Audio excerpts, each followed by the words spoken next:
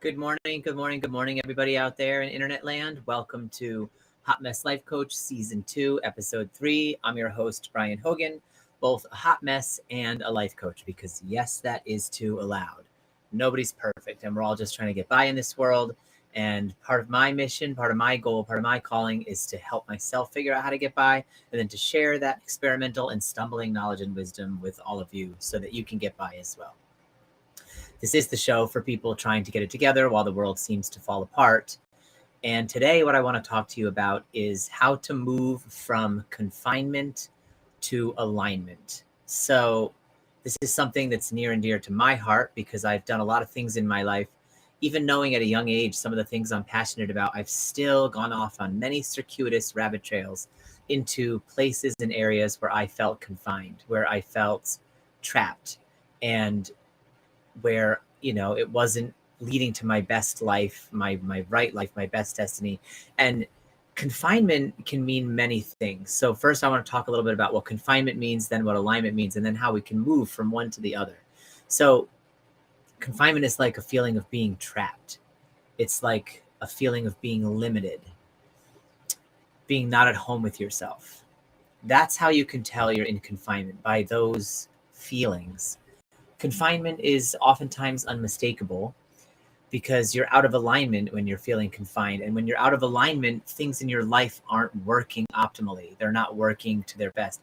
Think of it like a car on its axis. Like if the car is out of alignment, or, a better analogy might even be like the shopping cart, because I know we've all have that visceral experience where the shopping cart is out of alignment. It's just like yanking you in a direction. And you're like, oh my God, why did I choose this particular shopping cart? It's so annoying, and it messes up the entire quality of your shopping experience because the cart is out of alignment. That's what being out of alignment in our personal lives will do to the whole quality of experience of our time shopping on Earth and being alive on this planet. So you can feel that unmistakable feeling of being yanked in a direction that you don't necessarily want to go in. And when you're being pulled in that direction that you don't want to go, it leads to these feelings of feeling trapped, feeling limited, feeling not at home with yourself. This can manifest itself in your life as irritability, as depression, as a sense of like aimlessness, hopelessness, especially if you're having any of those feelings, depression, aimlessness, feeling mentally checked out, and you aren't sure why you're feeling any of those feelings of dissatisfaction. If you're like, everything should be fine, but I'm still feeling this way about the world, this way about my life. It's kind of like, things could be better. Things could be worse, but they could be better.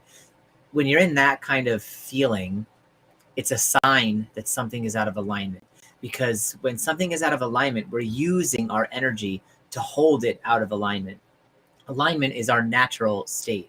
Just like a shopping cart being aligned is its natural state. It is built to be in alignment. A car is built to be in alignment. Human beings are built to be in alignment. So when we're out of alignment, it takes a lot more of our energy to get through the world. Just the same way it takes more of your energy to push that shopping cart in the direction you want it to go when it's out of alignment, because it's trying to go in a different direction, a direction that it thinks it should go, or that the bent wheel is telling it to go. For us, oftentimes being in confinement and being out of alignment means we're listening to culture instead of our true nature. So we end up in confinement when we live by the rules of culture, when we please the crowd at the expense of our own inner longings. I'm not talking about selfishness here. I'm not even talking about self-care.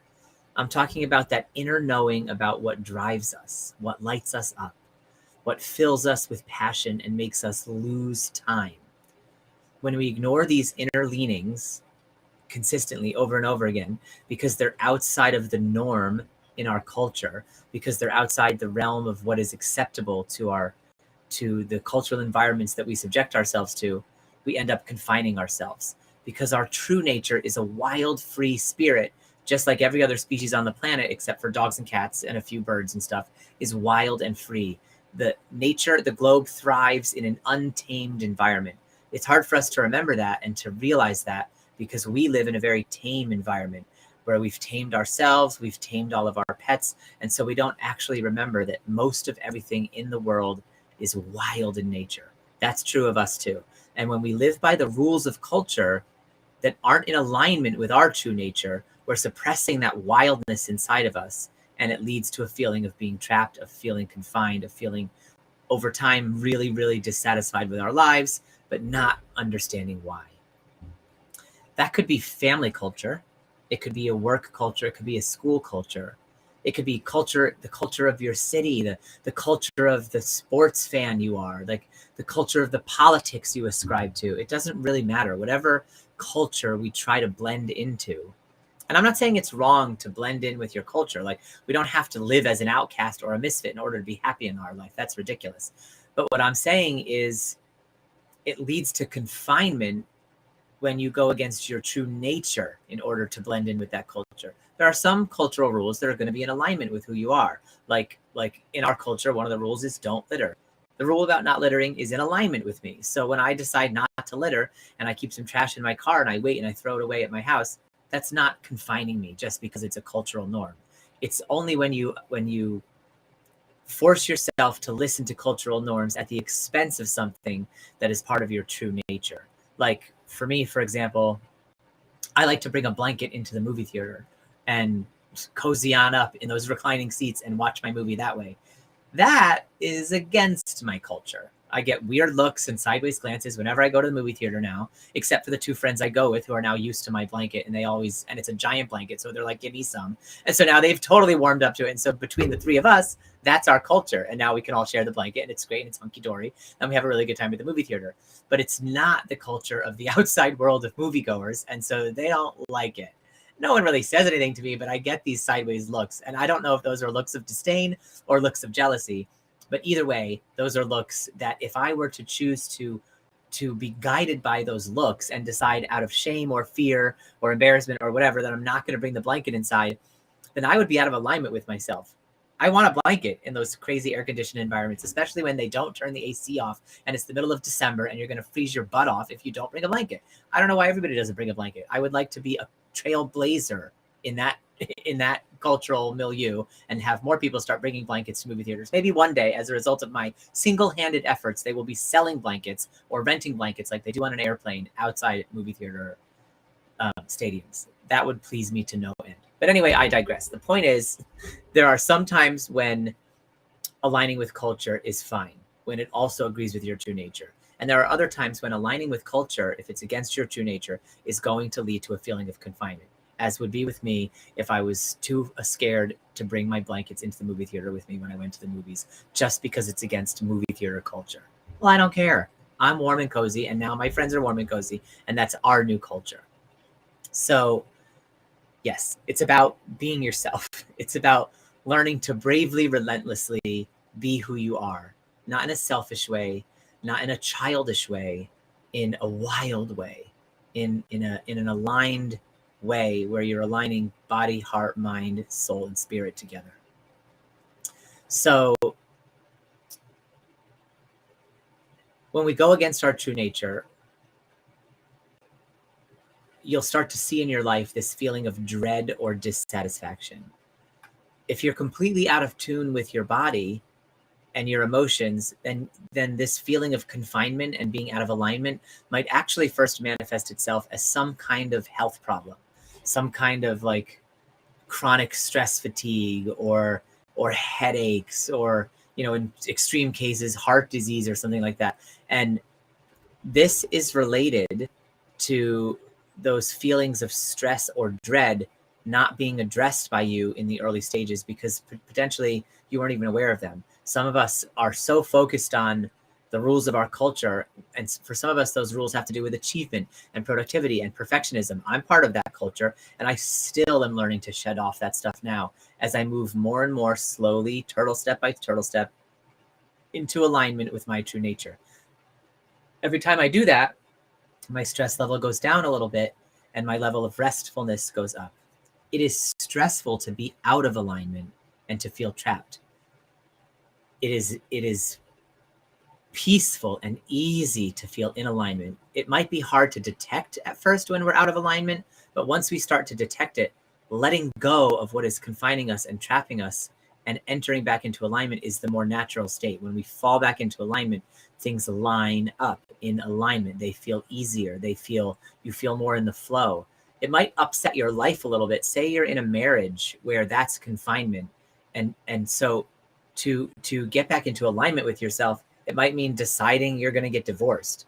Or say you have a job that feels totally confining. Coming back into alignment might mean making a giant career change midway through your life, or midway through your career, or right before that big promotion. So sometimes coming back into alignment might feel scary. It might require scary things of us. But once we're there, once we're in alignment, it's going to feel easier. It's going to feel more peaceful, because we're going to be passionately aligned with our true nature, with what actually lights us up. So there could be consequences in life at first as we reorient ourselves back to our true nature.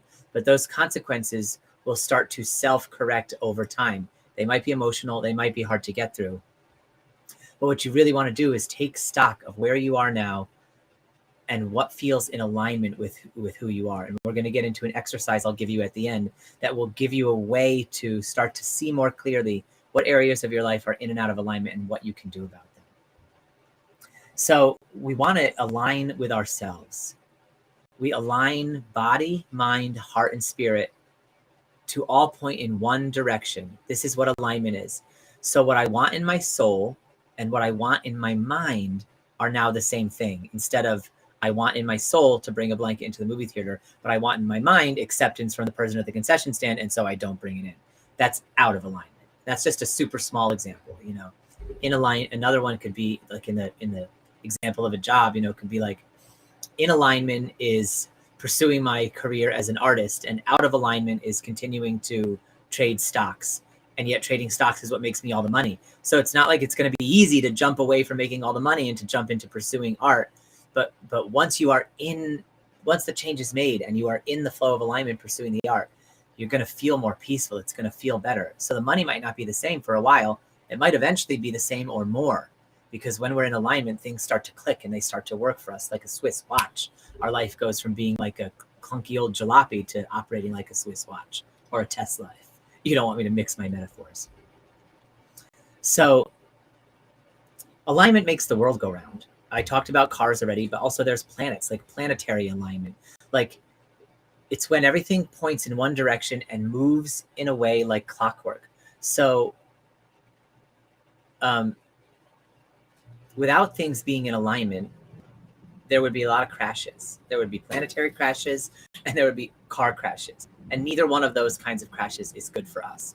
So we want to do our part in this fractal of living on the planet Earth to be in alignment for ourselves. Because when we're in alignment, the people around us start to see and experience what alignment is like. And sometimes they tend to naturally start to fall into alignment or want what we want. Like what's the Kool-Aid he's drinking? That person who's always at peace, who always has a smile on his face. Well, he's in alignment. He might be making as much money as he once did, or he might have destroyed a marriage that he once had, but he's happy now. He's in alignment now. So alignment is the key to changing the world for the better, whatever the consequences are to our culture in the immediate moment. There isn't a whole lot of scientific inquiry or research into alignment, but I did find an article in a publication called Counseling Today by author Carol McGinnis, and it talks about how to enter into radical alignment.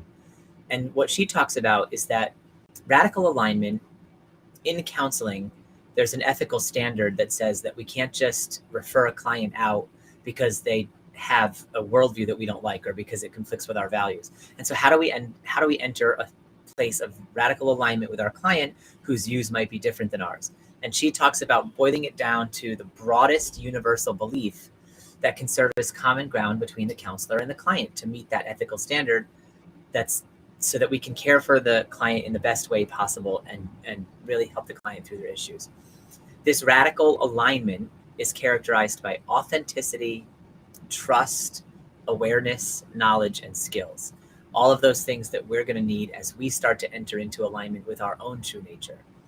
So how this translates into our personal lives is because if we find ourselves out of alignment, we can start the process of realigning with ourselves by making small steps. Thomas More says soul care is a gentle process. And soul care in the ancient Greek comes from the words psyche and therapia, which is where we get the word psychotherapy. So psychotherapy, in its truest meaning, in its ancient esoteric meaning, is soul care. So One way to execute on this soul care is to start by defining a super broad belief that is easy for our spirit, mind, body, and soul to align with. Like, for example, I want to live a meaningful life. Like, that might not be true for every single one of you listening out there, but it might be true for many of you. Or, I'm allowed to feel okay in each moment. Beliefs like that, something really broadly defined that rings the chime of truth inside you, that feels like, oh yeah, that feels true to my heart. That feels true to my mind. That feels true to my body. And the way you can tell if it feels true to your body is that when you say the thought or think the thought, your body goes, instead of like I have to do perfect on my test. That's going to make your body do like one of these. But I'm allowed to feel okay in each moment is going to make your body do a little like, oh, good, relief. So you pay attention to how your spirit responds, how your mind responds, how your body responds, and how your soul responds to this broad belief that you come up with. And when you have the broad belief, you can take steps to align with that broad belief. And as we do that, it slowly calibrates all the parts of ourselves to line up behind something like the tumblers in a safe, click, click, click, click, click, click, into place. It lines up behind one broad belief. And then we're all pointing in the same direction because it's something true that we can get behind. It's a true belief that we can line up all of our energy and get behind. And then suddenly personal power starts to return to us because it takes our energy to hold something out of alignment. The same way it takes more energy to try to do shopping when you have a cart that's out of alignment. When things are in alignment, your personal power returns to you and your energy returns to you. My mentor and fellow life coach, Martha Beck, talks about the belief, I am meant to live in peace. And that's a phrase that she's often talked about because that feels true to almost everybody, is how she puts it. And it definitely feels true to me. The beauty of this phrase, I am meant to live in peace, is that it's not declarative of anything that should be happening now. It's not, I do live in peace, which could or could not be true. You might not live in peace, but then still saying, I am meant to live in peace will feel true to you, even in your unpeaceful state. You're not saying, I should live in peace. You're just saying, I am meant to. Maybe I don't, but I am meant to live in peace. And then so that's another example of a broadly held belief that you can use to bring yourself back into alignment when I go over this exercise with you. So for me, there were a couple times in life, I just want to share with you really briefly, when I was out of alignment. So in the last 2 years of living in California, before I moved back to Connecticut, I was feeling anxious and purposeless. And I loved the people that I worked with. They're still some of my best friends to this day, and we keep in touch. And I loved the company, and I loved their values. But I was feeling purposeless, and I was feeling aimless, and I was feeling anxious. And that was the sign to me that I was feeling out of alignment. And I had to get back home to my first love, which was movie making and screenwriting and storytelling. And so even with a great job that paid all my bills and had future prospects for me, and I was working with one of my best friends that I've ever met in my whole life, I applied to grad school across the country, and I moved, and I had to pursue that dream because I felt confined staying in California. Even though externally, a lot of the circumstances were great, and culturally, a lot of people would be like, what are you talking? You had a great setup there. Like, the grass was green. You had the greenest grass, But for me, it wasn't the greenest grass. It started to turn gray, and maybe nobody else could see that, but I could see it. And so I had to get back into alignment and move back to Connecticut and pursue my dream. While I was here, I graduated with an MFA from Sacred Heart in filmmaking and screenwriting, and I've been making movies ever since. I made 9 short movies in the last 3 years. I love movie making. I'm working on feature films with a group of great friends now, and we're having a blast. And during that time, I also decided to pursue another one of my passions, which was the helping professions and helping people. And that's how I studied and became a life coach. During that time as a life coach, I realized I wanted to take that to the next level. So I started pursuing a social work degree. In the first semester of social work, I started to notice that fell out of alignment with me. And I could sense that clinical mental health was going to be more in alignment with me than social work because I felt excited by the material in clinical mental health. And I felt dread over the policy stuff that we had to learn that social work entailed. Now, policy work I'm not saying that, just not for me. It wasn't for me. So when you can practice tuning into your body, you can start to sense in real time what things cause you dread and what things bring you a sense of desire or excitement or flow. And that, when you do that, when you can start to sense in real time dread, flow, you have a fully operational compass that gets stronger and stronger the more that you honor it and the more that you use it. If you don't honor it and you don't use it, it's the signal can dull, and you can start to feel over time like you've lost your way. You feel unmoored, and you don't know how to even get back into alignment. But it's always there. It's never gone, and it's never damaged. It just gets covered over by culture and by fear and by anxiety. And so the exercise that I want to teach you is a way to uncover the signal in your compass and bring it back online so it can be more fully operational for you, so you can move more easily from dread to desire, from fear and anxiety to fun and frivolity. Okay. So one other thing I've been doing recently is I've been rearranging my calendar every day, every week, and sometimes every day to make sure that the day feels like it's in alignment. So I have a lot of things on my calendar all the time. Sometimes I'll wake up and I'll be like, okay, how do I feel today? And what is absolutely necessary? And if something isn't absolutely necessary, I'll move it if I'm feeling tired. I won't stay committed to the things that I originally committed to. Now, that doesn't mean I won't stay committed to people that I've committed to. I'm talking about like doing this amount of homework, or, doing this amount of note taking, or getting ahead on my certification, anything like that, where it's flexible and I can move it around. I'm giving myself total freedom and liberty to move that stuff around so that I can make sure that each day I'm prioritizing rest and fun and ease instead of accomplishment or goal setting or perfection, because those things are no longer in alignment with me. So here's an exercise that you can do. It take 5 to 10 minutes a day. And so step one is this is an alignment exercise. Find a comfortable place to relax. That's the first thing. Find a place where you're not going to be bothered, where you're not going to feel watched or looked at or, eavesdropped on, just that you feel really safe. In that place, find yourself a broad, universal belief that you can really get behind. You can use any of the ones that I talked about earlier in this episode. Glennon Doyle also has one she talks about where she says, I can do hard things. So if the reason you're feeling out of alignment is because the thing that you need to align with is hard, like rearranging your marriage or your family structure or your job or your career or any of those big things, or moving across the country like I had to do, then maybe this is the universal belief for you. I can do hard things. So find a comfortable place. That's step one. Step two, find a universal broad belief that is easy for your body, heart, mind, and soul to align with, that feels like truth to all parts of yourself. Then you move on to step three. Step three is for 5 minutes or 10 minutes, and you can start really small with this. As you breathe at your natural rhythm, just repeat your broadly held belief, your broadly held true belief out loud or to yourself over and over and over. And you want to do this for a few minutes and just get into a rhythm with it. And you go for as long as you need to until you feel your insides relax. What this will be marked by is like a sense of unclenching, maybe slower breathing, maybe your shoulders drop, maybe your brow unfurrows. It can look like anything. It's infinite. It's different for different people, but it's just going to be a sense of like breathing a sigh of relief. That is evidence that you're coming into alignment, just into alignment in this moment. And you haven't made any big giant changes in your life yet, but you've just decided to bring your body, heart, mind, and soul into alignment with the now moment, with the moment right now.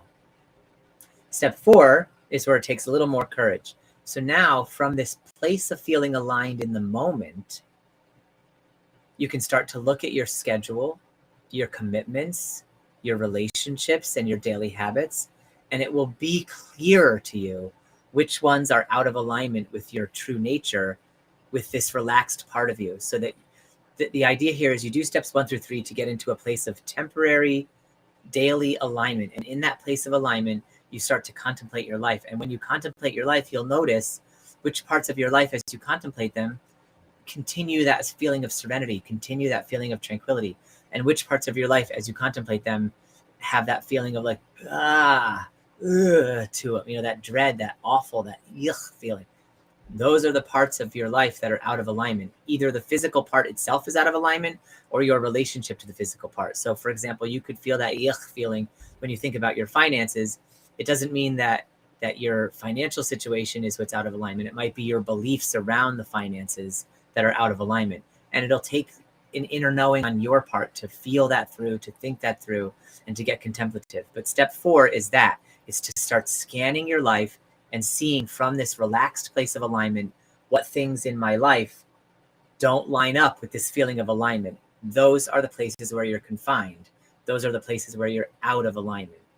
And then step 5, and this is the hardest step, and this is the step that takes months. It can take days, months, weeks, years sometimes to do.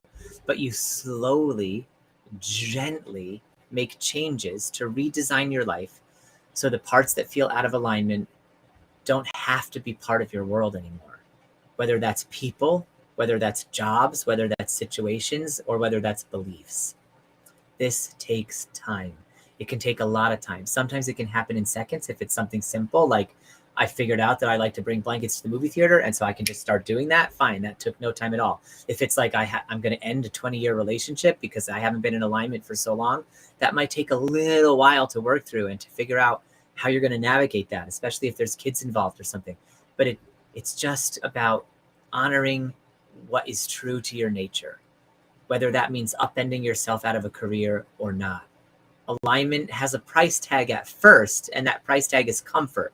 But once you get through the uncomfortable time and you're in alignment, the payoff is peace, freedom, ease, and joy. So it's totally worth finding a way to bring yourself back into alignment. And bringing yourself back into this temporary alignment by following steps 1 through 3 of the exercise we just went through is going to be the beginning. If you don't do those steps, then any steps you take in your external world, you could just be trading one confinement for another. So you really want to bring the compass signal back online by finding a way to let your body relax so you can really feel when you scan your life what feels like dread, what feels like delight, what feels like dread, what feels like delight. And then you just slowly shift more and more things in your life to the feeling of delight. And you can start small. You might know intuitively, I have a big thing I have to do, which is change careers. But inside, there's also 20 little things that are coming to mind. Start with the little things. Just add more and more delight to your life. The power of that delight, that personal power returning to you, is going to give you the energy to make the bigger, scarier change. Each new small thing you bring into alignment returns a part of your personal power back to you. It's the power that you were using to hold yourself out of alignment in that area. That power then becomes power returned to you. Alignment is our natural state, and it does not require as much energy as being out of alignment, which we have to force, push, and hold ourselves into. So that's what I have for you today. Notice where you're confined, do those steps in the exercise, and bring yourself peacefully, joyfully back into alignment with your true nature, and see how that lines up things in your life in a different way than you're used to. Thank you so much for tuning in today, and from all of you watching this from the future or listening on the podcast. And if you know of anyone who might benefit from what you heard or saw today, please share this video, tag it, post it, tweet it, like it, TikTok it, whatever you do. And if you want to learn more about me and what I do, you can visit my website, which is now posted down below at thebrianhogan.com for more information or to apply for coaching. In the meantime, I will see you all next week for Season 2, Episode 4 on Thursday, January 26th at 10:30 a.m. Eastern. Until then, be hot, be messy, and be blessed. Much love. Thank you.